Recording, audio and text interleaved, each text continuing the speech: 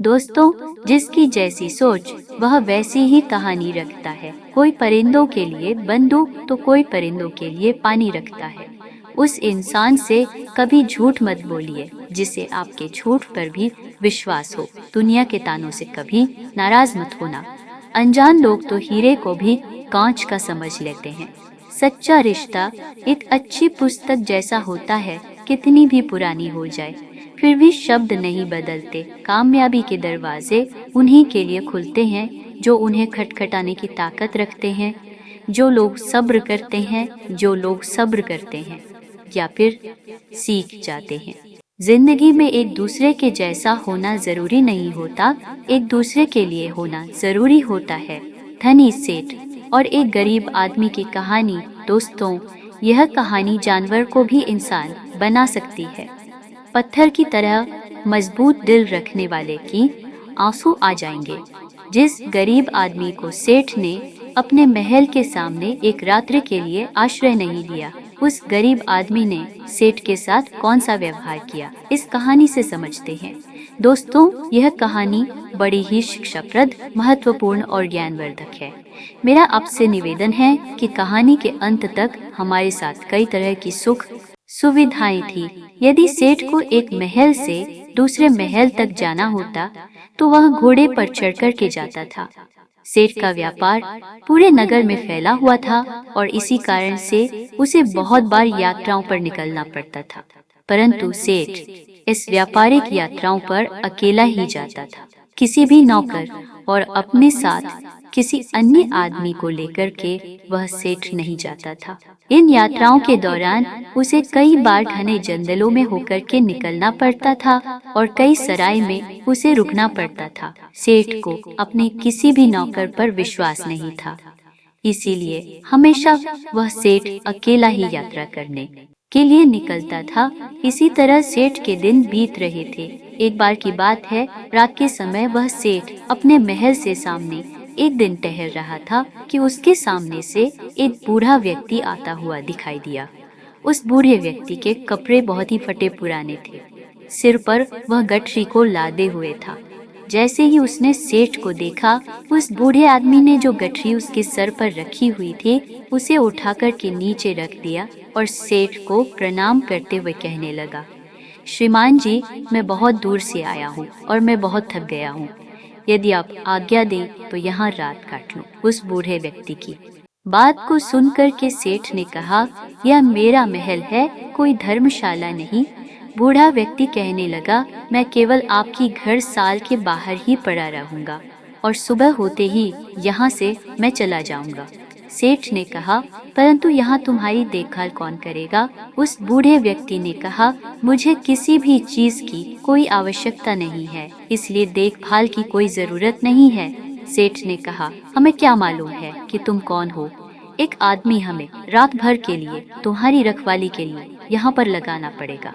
उस बूढ़े व्यक्ति ने कहा, क्यों महाराज, ऐसा क्यों करना पड़ेगा आपको? सेठ ने कहा कि वह इसीलिए करना पड़ेगा कि रात को तुम कोई वस्तु उठा करके यहाँ से निकल ना जाओ। इस पर राम राम कहते हुए उस बूढ़े व्यक्ति ने अपने कानों को हाथ लगाया और सेठ को नमस्कार करते हुए अपने सिर पर उस गठरी को फिर से ला दिया और वहाँ से चलने लगा।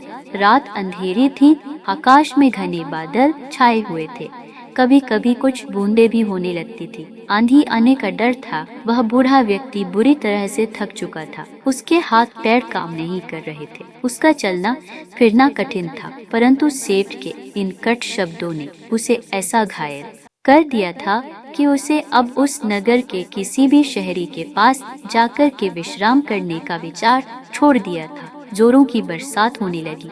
जिस तरह रात का अंधकार बढ़ता जा रहा था, उसी तरह से बूढ़ा आदमी भी अपने सर पर गठरी को लादे हुए आगे चला जा रहा था। समय बीतता गया। कुछ दिनों के बाद वह सेठ अपने मित्रों और अन्य सेवकों के साथ एक दिन शिकार खेलने के लिए जंगल में निकल पड़ा। शिकार खेलते समय उसे अपना घोड़ा एक हिरण के पीछे उसने लगा दिया। बहुत ही प्रयत्न करने के बाद वह उसके हाथ ना लगा और इसी दौड़ में वह सेठ अपने साथियों से आगे निकल चुका था, जंगल घना था और घने जंगल में घुस जाने के कारण वह सेठ अपने नगर का मार्ग भूल चुका था। लगभग कई घंटों वह जंगल में भटकता रहा। इतने में ही रात हो गई। बारिश चालू हो गई, आंधी चलने लगी और बादल छा गया। कोई भी ऐसा व्यक्ति नहीं था जो सेठ की किसी भी प्रकार से कोई सहायता कर सकता था। बेचारा थक करके चूर चूर हो गया। जब उसे कोई रास्ता नजर नहीं आया तो वह एक वृक्ष के नीचे बैठ गया। आंधी इतनी जोरों से बढ़ने लगी कि जंगल के जो वृक्ष थे वह सब टूट टूट करके गिरने लगे। आंधी के कारण अंधेरा बढ़ने लगा। हाथ को हाथ नहीं दिखाई दे रहा था। प्रकृति के इस प्रकोप से घबरा करके सेठ का जो घोड़ा था वह अपने बचाव के लिए इधर उधर भागने लगा। घोड़े का मालिक इतना थक चुका था कि उसे होश नहीं था। थोड़ी देर के बाद आंधी जब कुछ कम पड़, थोड़ी थोड़ी बरसात होने से चारों ओर जो फैली हुई धूल थी वह बैठ चुकी थी। आकाश को साफ हो गया था। तब सेठ ने देखा कि उसका घोड़ा उससे वहां से जुदा हो चुका है। उस सेठ ने उस घोड़े को देख कर के खरीदा था और उस घोड़े से बहुत ही प्यार करता था। उसे पालने में उसने किसी तरह की कोई कसर नहीं छोड़ी थी। अब तो सेठ को घर पहुंचने की कोई भी उम्मीद नहीं थी। कहते हैं कि सवेरा होने के आसपास रात का अंधकार बहुत बढ़ जाता है और इसी तरह आशा और सूर्य की किरणों के पहुंचने से पहले निराशा और दुख का अंधेरा भी बहुत अधिक हो जाता है।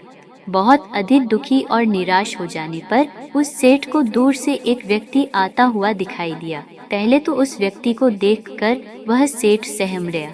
कहीं यह कोई व्यक्ति चोर या डाकू ना हो जो आकर उसे लूट ले। परंतु जब उस व्यक्ति ने सेठ के पास आकर नमस्कार करते हुए अपने होठों की मुस्कान से सेठ के हृदय को निर्मल कर दिया। सेठ कि परंतु मेरे घोड़े का क्या होगा? उस व्यक्ति ने कहा, सुबह होने से पहले मैं आपके घोड़े को किसी भी तरह से ढूंढ लूंगा।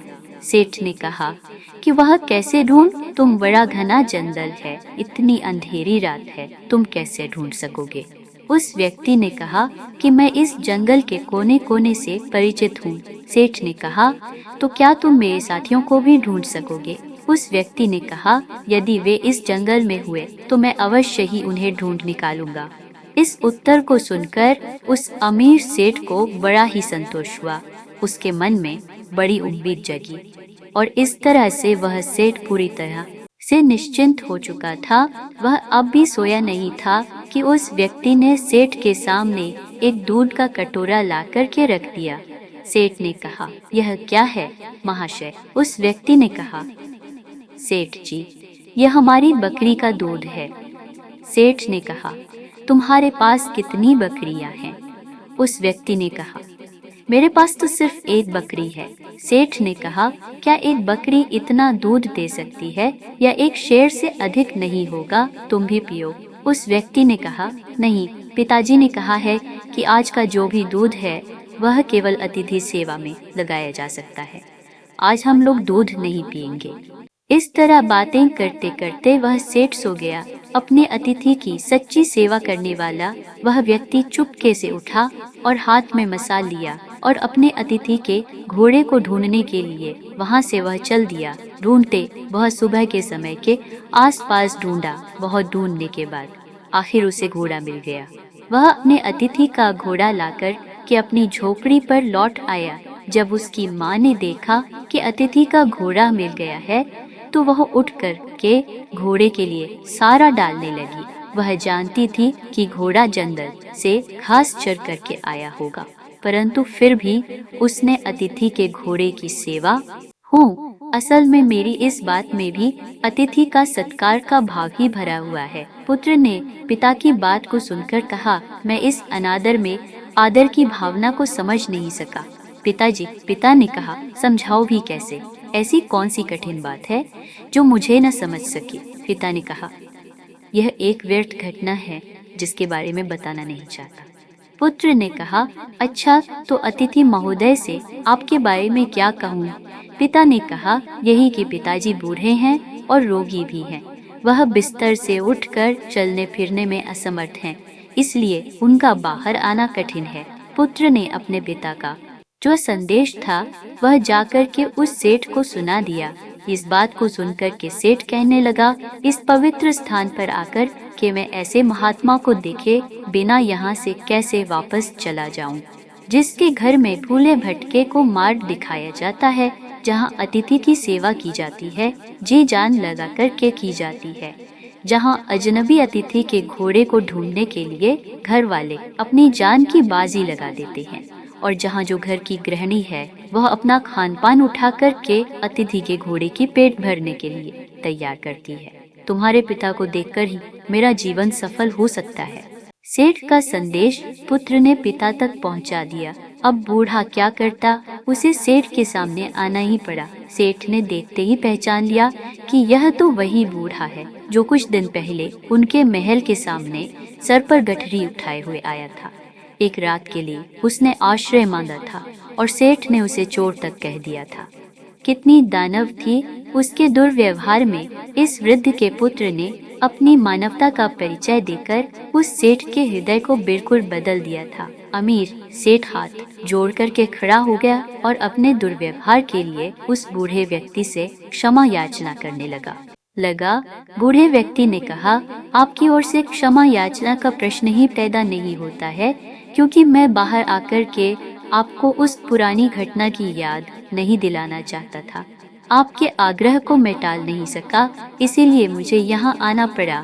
इससे शायद आपको बड़ा दुख हुआ हो, अतः मुझे आपसे क्षमा मांगनी चाहिए। सेठ ने कहा, कितना ऊंचा है आपका व्यक्तित्व। इतना कहकर के वह अमीर सेठ उस वृद्ध के चरणों में गिर पड़ा। उसके नेत्रों से पश्चाताप के आंसू झर रहे थे, उसके होठ फड़फड़ा रहे थे, मानो वह यही कह रहे हो कि इस बूढ़े की झोपड़ी महलों से भी ऊंची है, क्योंकि जहाँ मानवता का निवास है, इसके बाद उस सेठ को सुरक्षित वह सेठ अपने घर में लौट आया। इस घटना के बाद उस सेठ का हृदय परिवर्तन हो गया। जहाँ कठोर हृदय वाला वह सेठ था, उसे किसी पर विश्वास और दया की भावना उसके मन में नहीं होती थी। वही सेठ बिल्कुल बदल चुका था। अब वह दीन और दुखियों की सेवा करता और उसके द्वार पर आने वाले जो भी अतिथि थे उनका पूरा स्वागत सत्कार करने लगा। सेठ का पूरा परिवर्तन हो चुका था। जो पत्थर दिल सेठ था वह पूरी तरह से पिघल चुका था।